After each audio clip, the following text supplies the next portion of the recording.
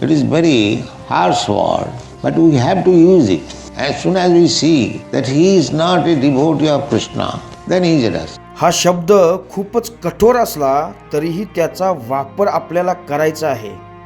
जसं आम्ही पाहतो की जो कृष्ण भक्त नाही तो नराधम आहे.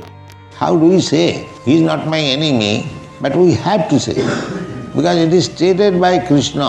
तुम्ही असं कसं म्हणू शकता?